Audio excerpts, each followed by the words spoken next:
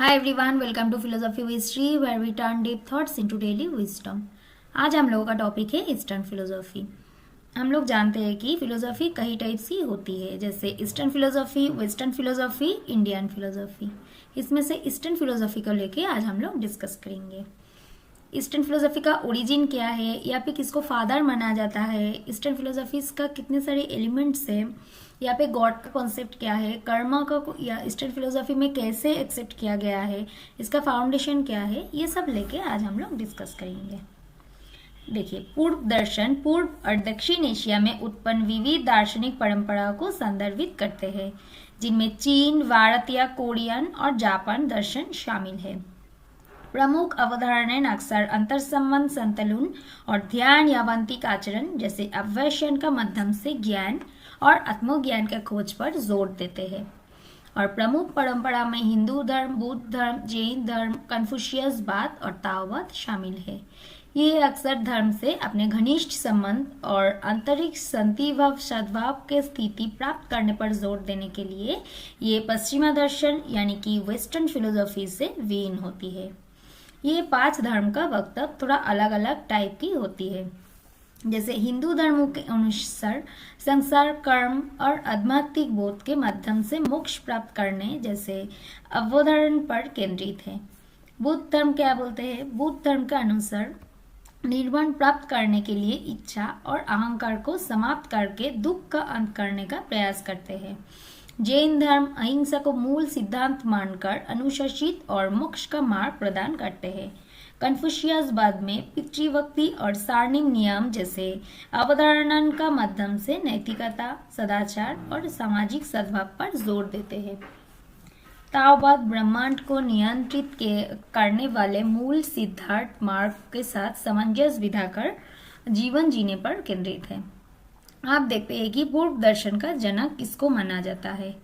पूर्व दर्शन का कोई एक जनक नहीं है, क्योंकि इसमें विविध परंपराओं समाहित है। हालांकि कन्फ्यूशियस को अक्सर चीन दर्शन का एक आधार माना जाता है, जबकि सिद्धार्थ गौतम बुद्ध धर्म के केंद्रित पर बैठे हैं। विशेष रूप से ताओवाद के लिए उनका दर्शन ताओ या ब्रह्मांड का प्राकृतिक तरीके के साथ सामंजस्य बिठाकर रहने पर जोर देते हैं। ईस्टर्न फिलोसॉफी में 5 टाइप की एलिमेंट्स होती है, जैसे वुड, फायर, आर्थ, मेटल एंड वाटर। इन्हें ब्रह्मांड के निरंतर अस्तित्व और विकास के गतिशील परंपरा मध्य फैलों का रूप पर माना जाता है। ईस्टर्न फिलोसॉफीज में Confucianism, Buddhism, Taoism, Advaita Vedanta and Jain Buddhism का मेजर ईस्टर्न फिलोसॉफीज माना जाता है। आप देखते हैं कि ईस्टर्न फिलोसॉफी में गॉड का कॉन्सेप्ट क्या है।